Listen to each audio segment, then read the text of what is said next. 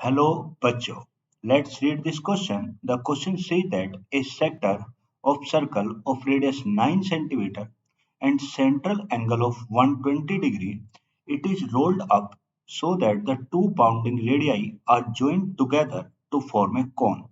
Find slant height of the cone, radius of the cone, volume of the cone and total surface area of the cone. कह रहा है कि ये कोई एक सेक्टर है, इसे रोल्ड कर दिया गया और रोल्ड करने के बाद ये किस फॉर्म में कन्वर्ट हो गए, कोन की फॉर्म में कन्वर्ट हो गए। जब भी कभी सेक्टर को एक रोल्ड करके कोन की फॉर्म में कन्वर्ट किया जाएगा, इस तरीके से रोल्ड करके एक कोन की फॉर्म में कन्वर्ट करेंगे। ये ये तो क्या होगा, जो इस वाले पार्ट में जो ये वाला पार्ट था, ये वाला पार्ट उठ के इसके पास आएगा। यानी ये जो लाइन है ना, ये वाली जो लाइन है, ये किसे बनाएगी, इसके जो ये इसका बेस की ये सरकमफेरेंस होगी, इसी के बराबर इसकी लेंथ होगी। ये वाला जो सेक्टर की लेंथ है ना, ये आर्क की लेंथ है, ये क्या बनाएगी, इस जो कोन का जो बेस होगा उसकी जो सरकमफेरेंस होगी उसके बराबर होगी। और जो इस सेक्टर की रेडियस थी वो इस कोन में जब कन्वर्ट किया जाएगा, ये क्या बन जाएगी, स्लांट हाइट इसकी बन जाएगी। ये क्या बन जाएगी, इसकी स्लांट हाइट। तो सबसे पहले तो हमें आर्क की लेंथ निकालनी है जी। और हम जानते हैं उसने हमें क्या दे रखा है, उसने हमें दे रखा है इसकी रेडियस ऑफ सेक्टर। तो रेडियस ऑफ सेक्टर कितना दे रखा है भाई, ये दे रखा है कितना, ये दे रखा है ये दे रखा है कितना, 9 सेंटीमीटर। और जो उसने एंगल दे रखा है वो थीटा, थीटा कितने डिग्री, 120 डिग्री दे रखा है। हम जानते हैं लेंथ ऑफ आर्क, जो लेंथ ऑफ आर्क का फॉर्मूला होता है, लेंथ ऑफ आर्क का जो फॉर्मूला होता है वो क्या होता है, थीटा अपॉन 360 और इंटू 2 पाई आर होता है। Theta upon 360 into 2 pi R. तो अगर हम यहां से वैल्यू पुट करके लेंथ ऑफ आर्क निकालें, तो लेंथ ऑफ आर्क कितनी आएगी भाई, ये बनेगी थीटा, थीटा कितना, 120 अपॉन 360 और इंटू 2 पाई। अब देखो 2 पाई और इंटू कितना, आर, आर कितनी, 9। ये तो कट गया 3 और ये कट गया कितना, 3, तो आ गया कितना, 6, 3 दूनी 6। तो लेंथ ऑफ आर कितना आ गया, 6 पाई आ गया, 6 पाई। ये अब अभी अभी हमने डिस्कस किया कि जो ये लेंथ ऑफ आर्क है ये क्या बनाएगी, मुझे लेंथ ऑफ आर्क होगी, ये जो लेंथ ऑफ आर्क होगी ये मेरा किसके बराबर होगा, लेंथ ऑफ आर्क ये मेरा किसके बराबर होगा, ये होगा मेरा सरकमफेरेंस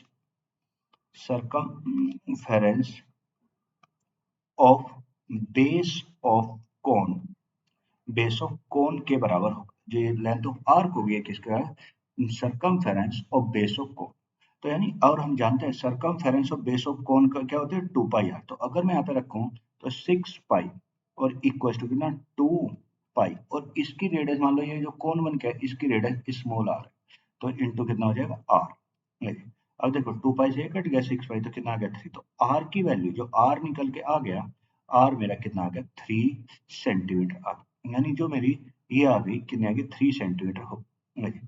अब देखो उसने हमसे यहाँ पे डिफरेंट पार्ट पूछे हैं। तो सबसे पहले पार्ट में उसने हमसे पूछा था, सबसे पहले पार्ट में उसने पूछा था स्लांट हाइट। पहले पार्ट में मुझे स्लांट हाइट, तो स्लांट हाइट इस कोन की कितनी बनेगी, 9 सेंटीमीटर। जो उसकी रेडियस है वो इसकी क्या बन जाएगी, स्लांट हाइट। तो इसकी जो स्लांट हाइट बनेगी वो कितनी, 9 सेंटीमीटर बनेगी। दूसरे पार्ट में हमने क्या पूछा, radius of the base of the cone. तो हमने रेडियस निकाला, कितना आ गया, 3 सेंटीमीटर आ, 3 सेंटीमीटर। तीसरे पार्ट में, थर्ड पार्ट में वो हमसे क्या पूछ रहा है, थर्ड पार्ट में वो पूछा है वॉल्यूम ऑफ द कोन। अगर हमें वॉल्यूम निकालना, तो वॉल्यूम का फॉर्मूला हम जानते हैं। तो वॉल्यूम का फॉर्मूला होता है 1/3 पाई आर स्क्वायर और एच होता है पाई आर स्क्वायर एच। अब देखो, अगर हम यहाँ पे बात करें, हमें सबसे पहले क्या चाहिए कि एच चाहिए। तो एच के लिए हम यहाँ पे क्या लगाएंगे, एच के लिए लगाएंगे हम यहाँ पे, ये हम जानते हैं कोन में जो ये होता है, ये मेरा किस टाइप का राइट ट्रायंगल बनता है, राइट एंगल ट्रायंगल बनता है। तो हमें अगर यहाँ पे एच निकालना है, तो हमें यहाँ पे किसकी हेल्प लेंगे, पाइथागोरस थ्योरम की हेल्प लेनी पड़ेगी। और पाइथागोरस थ्योरम के अकॉर्डिंग क्या होगा, एल का स्क्वायर इक्वल टू क्या होगा भैया, कितना हाइट का स्क्वायर प्लस कितना, आर का स्क्वायर। ये अगर हम यहाँ पे पाइथागोरस थ्योरम की हेल्प से निकालें, तो एल एल कितना है, 9 का स्क्वायर, एच निकालना है, एच का स्क्वायर प्लस आर कितना है, 3 का स्क्वायर। अब देखो ये 3 स्क्वायर इधर प्लस का इधर आएगा माइनस का, तो 9 का स्क्वायर 81 माइनस कितना, 9। तो एच स्क्वायर किया। अब देखो अगर एच स्क्वायर की वैल्यू हम देखें तो एच स्क्वायर आ गया 72।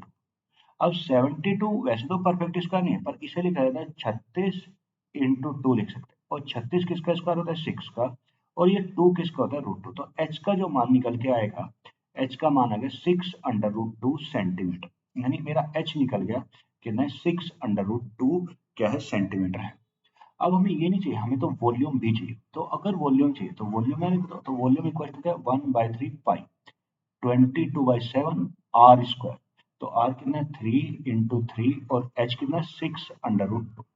तो जब मैं इसे सोल्व करूंगा तो इसे सोल्व करने पे आ जाएगा 396/7 और कितना √2 सेंटीमीटर क्यूब। यानी जो मेरी वॉल्यूम रही होगी, जो मेरी वॉल्यूम रही होगी कितनी 396/√2 396/7 √2 सेंटीमीटर क्यूब इसकी वॉल्यूम रहेगी 396√2/7 सेंटीमीटर क्यूब।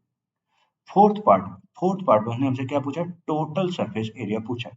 और हम जानते हैं total TSA of cone, TSA कितना होता है, टीएसए ऑफ कोन होता है पाई आर ब्रैकेट में एल प्लस आर होता है, पाई आर एल प्लस आर।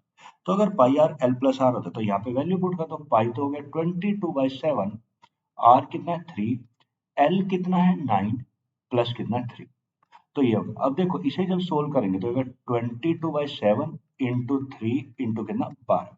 तो इसे जब सोल्व करेंगे तो आएगा 792/7, क्या होगा 7 और ये क्या होगा सेंटीमीटर स्क्वायर।